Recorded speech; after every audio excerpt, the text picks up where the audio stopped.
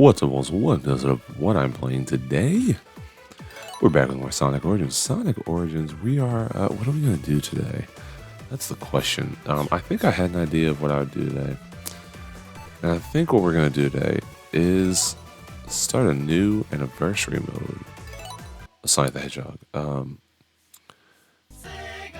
So what I'm feeling, have we done Tails and Sonic 1 yet? I feel like we might have.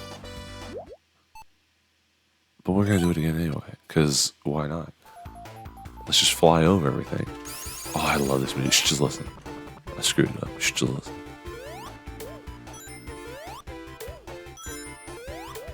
Oh, I screwed it up. I hit the invincibility. Didn't want that jump.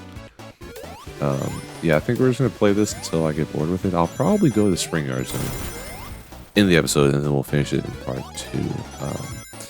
I tell you, I'm just on a kick to play all the Sonic ones. All the Sonic ones. And this is part of that kick. I do like how they time those guys differently so you can collect all those rings. Like in the re-releases, they time those properly so that you can bounce off them. Whereas I feel like in the original game, you don't have that same timing. Oh, this is just such good music.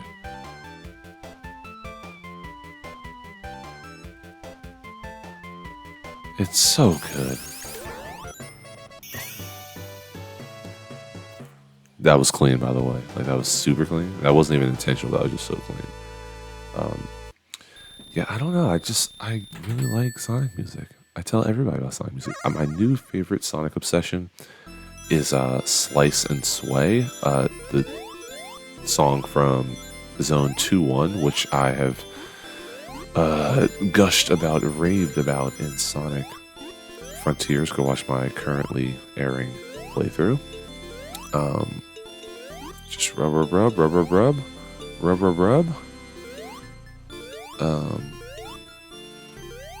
Yeah, my currently airing playthrough.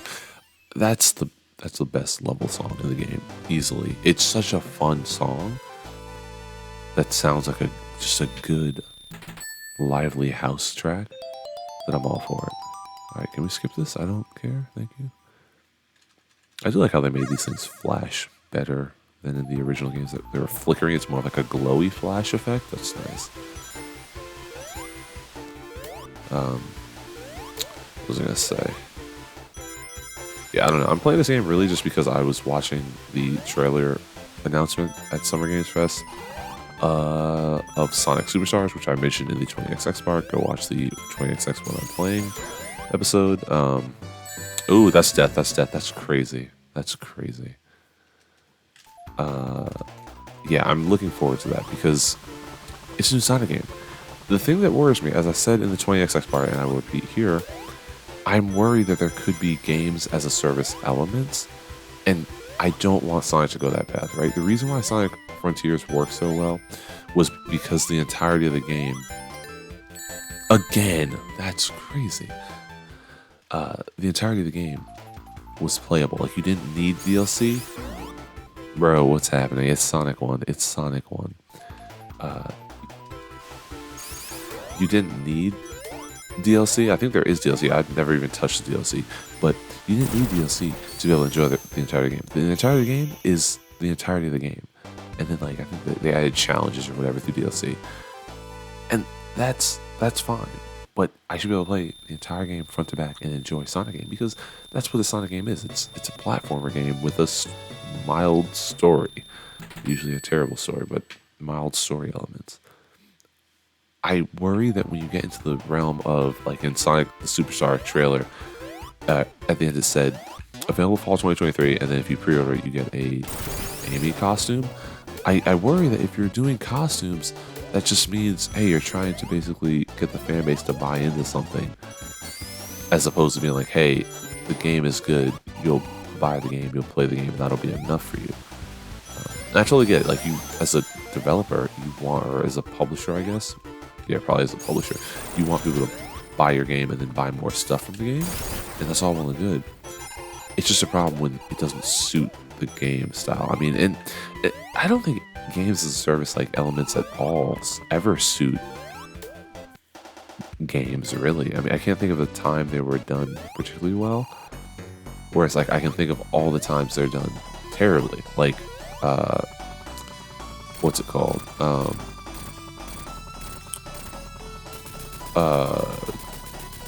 Gotham Knights. That game, it's like that was a perfectly good beat 'em up game, and then you have all like the gear and the looter shooter type mechanics that just bog an otherwise decent game down. I mean, the combat was very basic. Um, like it wasn't like a Spider-Man where you kind of really get into a good flow. But the game could have been better without all the needless gear pickups. I mean, I hate when games do stuff like that because then you're just managing your inventory. What am I playing now? Oh, on a separate note, I mean, like that's a problem that I have with Can I fly? I don't think you can fly over in this one. That's a problem I have with Breath of the Wild. The fact the inventory is so limited, and like you have to get the Korok seeds to be able to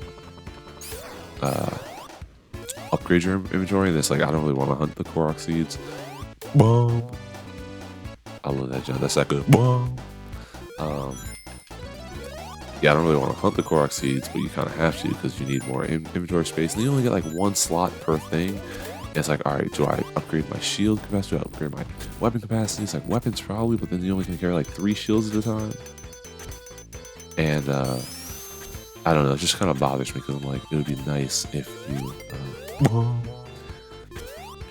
I'm not even gonna try. I'll definitely get crushed here because I'll just get dunked on.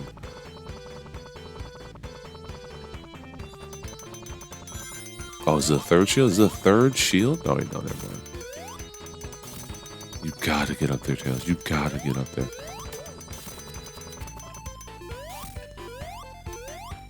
Yeah, I don't know. I don't think games as a service should really be a thing. Unless it's free to play and like I think of Overwatch, right? Overwatch as the core game experience is perfectly playable if you decide you want to pay for costumes, which I don't understand because you can't see them. Like your opponents can see them, I can't see them. I want to be able to see them if I'm going to pay for them. Because if you're not playing like voice chat, and even if you are playing voice chat, like who's really like, oh bro, you have the David Bowie Moira skin? That's crazy. You're like, no one's saying that, so it's not like it matters. Nothing matters. Nothing matters. Yeah, so I like in a game like that, it's fine because Overwatch is free to play, and the core game experience is completely playable without buying into the game, except for when you want to have like new characters and you want to play the new character early without playing for freaking 25 hours or whatever to unlock said new character. But I can get behind that. Whoa! Such a good sound effect. Ooh, sneak this. Isn't there's 10 rings over here, right?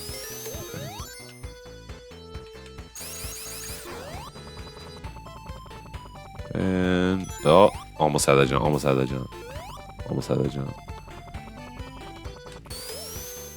Oh, we're not at the end yet. That's right, dang. That's crazy. What other games have done games as a service and like done it well? Like have monetized a game, I should say. Whoa. Oh, I lost that jump.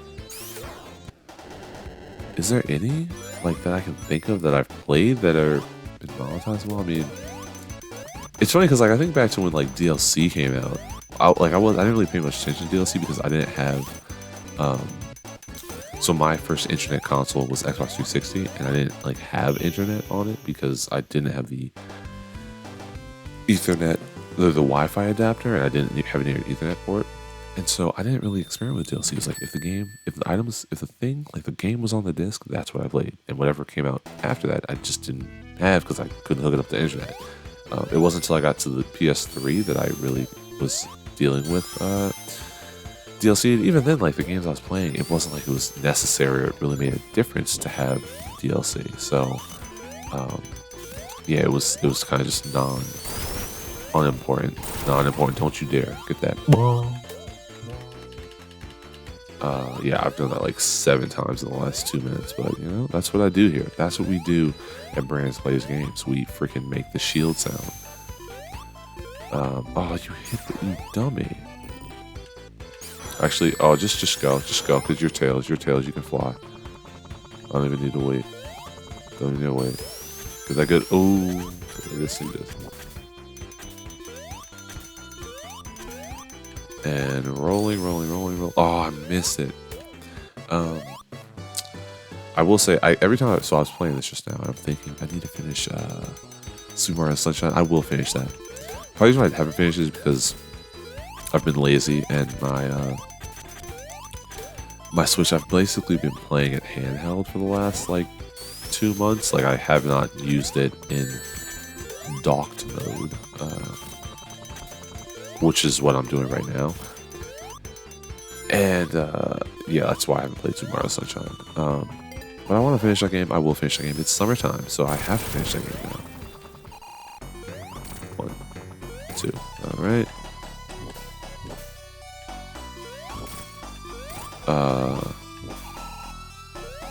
What was I gonna say? Games as a service. Yeah, I don't know. I'm stuck. I don't know of any games that do it particularly well, unless they're free to play. Oh god. It's currently 11:25 on June 8th, 2023. Happy June, if you're so inclined to celebrate. I wonder how many coins I can get. I'm assuming it maxes out at 999. I can't imagine they'd let you get more than that. Oh, just listen.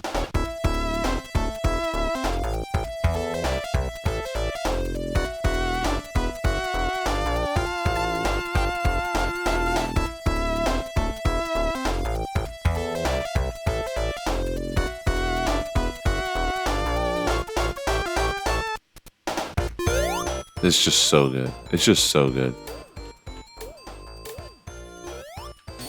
Like I can't get enough of the show. I'm not even get the you don't get the speed shoes, you don't get the life because you lose the music. Or you change music, and this music is perfect. Can I fly over you? I don't think so, yeah. Ooh. I kind of want to play Sonic Adventure 2 for some reason. Oh, that was so crazy. That stare down was crazy. Yeah, I always want to play Sonic Adventure 2. Like, I think on paper, Sonic Adventure 2 is a fun game. In all actuality, I'd prefer Sonic Adventure. I like how streamlined Sonic Adventure 2 is in terms of you just play the game. There's no hub worlds. But I think the levels are better in Sonic Adventure. Well, the Sonic levels I enjoy a bit more. It's weird. Sonic Adventure 2 levels are good because they're fast. Like, they're exclusively Sonic levels, so they're made for his speedy brand of platforming. And I think that's, like, really important.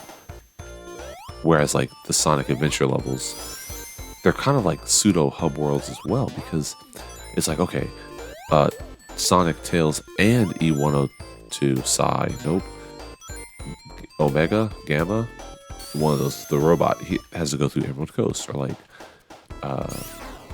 what's another one? Oh, Speed Highway. There's Speed Highway for Sonic. Oh god. But there's also Speed Highway for Knuckles. Like, they have, the level has to work for all their different gameplay styles. And like, that totally makes sense. So the levels are more tailored in Sonic Adventure 2. But as a whole, I feel like they're more memorable in Sonic Adventure. And I think that's probably because you go through the same levels with all the characters, or like with multiple characters. So you're gonna remember freaking Hot Mountain or whatever the crap it's called, compared to, oh, you only go through Green Jungle as Sonic, you go through White Forest as Shadow, and that's it. And they're like technically different levels, even though it's like the same level trope, level theme. That's my guy Yadori. That's my guy Yadori. Oh, there's no box there. That's crazy. Yeah, I'm probably gonna end this at Labyrinth Zone. Because why would I play through Labyrinth Zone? In other news, I recently saw Fast 10, and I own Fast 1 through 8 on DVD. I need to get Fast 9 because even though Fast 9 was not that memorable, I want to have it on DVD. And I'll get Fast 10 when it comes out, which I think it actually might be out on like it was in theaters like May 12th or something. It's out like now. I really love those movies. They're the dumbest movies of all time, but I love them so much. But I realized Fast 1, 2, 3, 4, and 5 are halfway decent, like crime dramas. Like they're halfway decent. It's just like good movies, heist movies, whatever. It's when you get to 6, there's a point in 6, like within the first 37 minutes of the movie. First 37 minutes of the movie, when Dom finds Letty, spoiler alert for Fast 6, Dom finds Letty and she doesn't remember him, and he goes, Letty, I don't know if she says her name, and then she shoots him, and then he's back at the compound with Brian, and Brian's like, Letty's gone, Dom. There's no saving her. And he's like, you don't turn your back on family, even when they turn their back on you. And it's like, all right, bro, she just shot you in the chest. Like, come on now. Like, this isn't some silly little game we're playing anymore. It's like, it's some crazy amnesia she has going on. It's that freaking Gamora from, well, not exactly, but it's like the whole Gamora storyline from Guardians of the Galaxy. It's like it's a different Letty at this point. Like you can't just assume that she's gonna remember you. It's gonna be all hunky dory when it's all said and done. Granted, like it ends up being hunky dory, but that's because Fast movies are immune to normal plot conventions and they just do whatever the crap they want. So yeah, I just think that's interesting. Wait. There we go.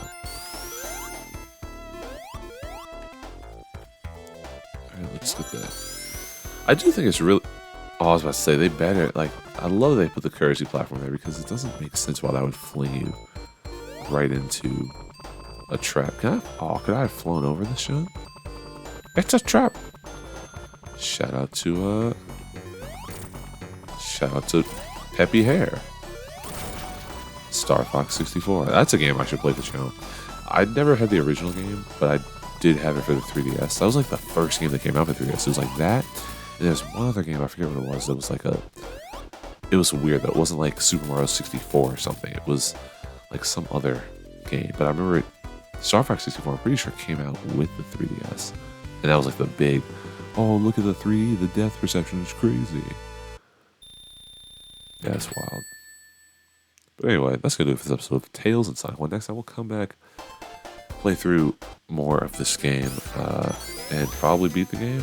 Oh god, do I just do it? Like, we're 17 minutes in. It's basically 11:32 at night. It is 11:32 at night. Whoa. I don't really want to sit here that much longer though. Like, I just want to turn the freaking system off and go play Breath of the Wild, because I've been playing Breath of the Wild and I kind of love that game now. And I feel like a tool because I couldn't get into it.